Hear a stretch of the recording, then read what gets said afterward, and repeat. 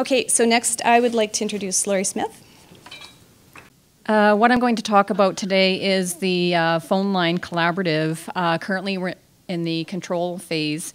It fell under the Office of the Registrar, and the champions were Damon Mason and Carleen Uzacorpi. It was a facilitated collaborative with Carolyn Celine as our support.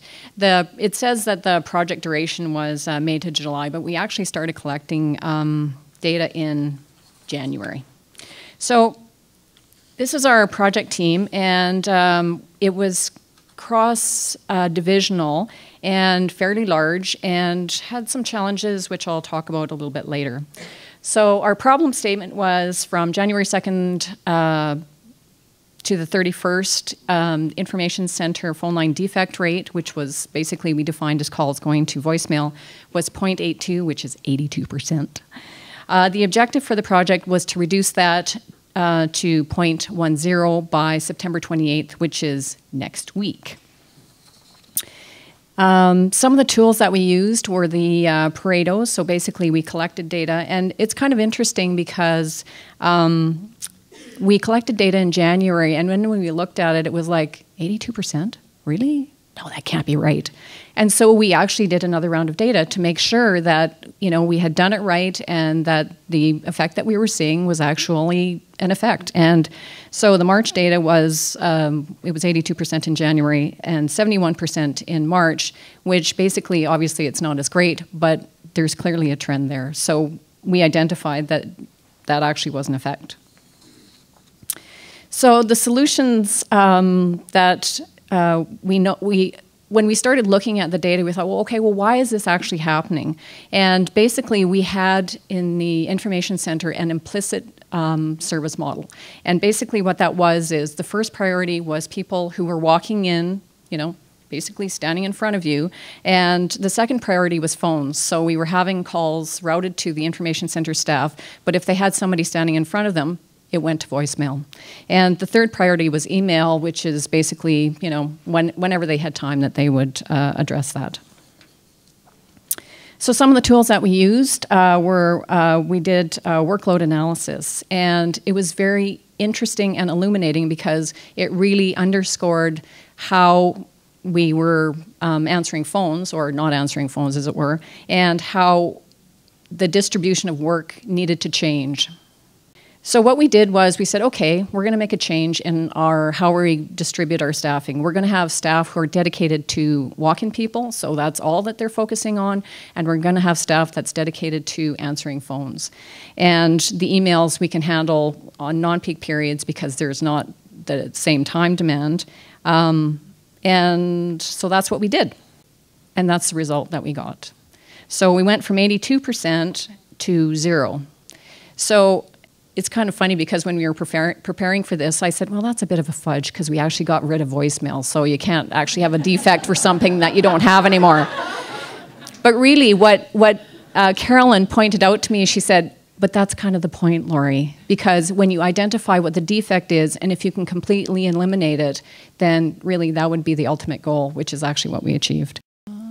Cycle time. So we had some secondary metrics to, you know, because you don't want to make a change in one area and then find that, you know, it blows up in another area.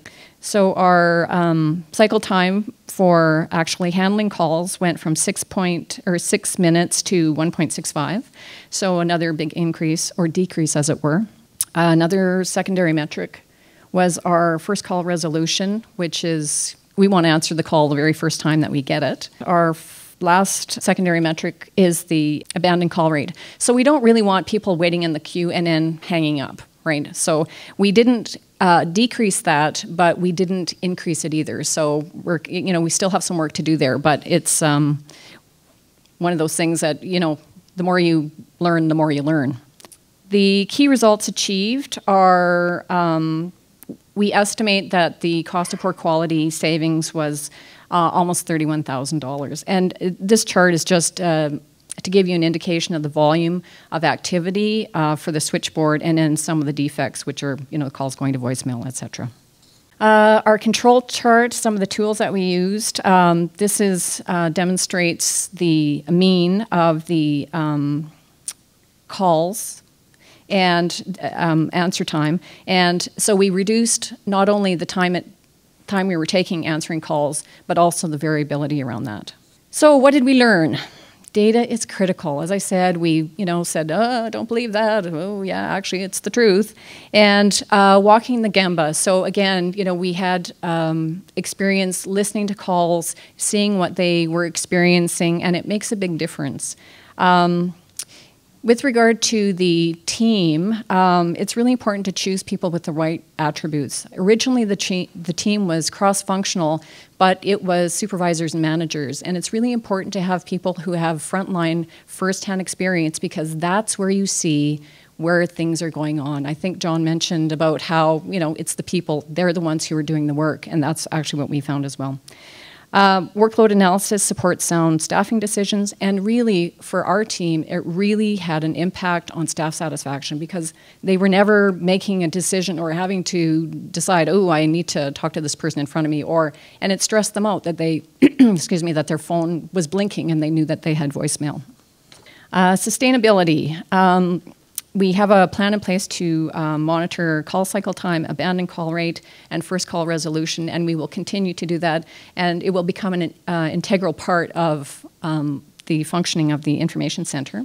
Next steps, Knowledge Hub. One of the things that we found was one of the challenges that we have is providing correct information. So the goal that we identified was having first call resolution, and we kind of broadened that. We really want first response resolution. So whether you walk in or send an email or have a phone call, we want to resolve that call at the time.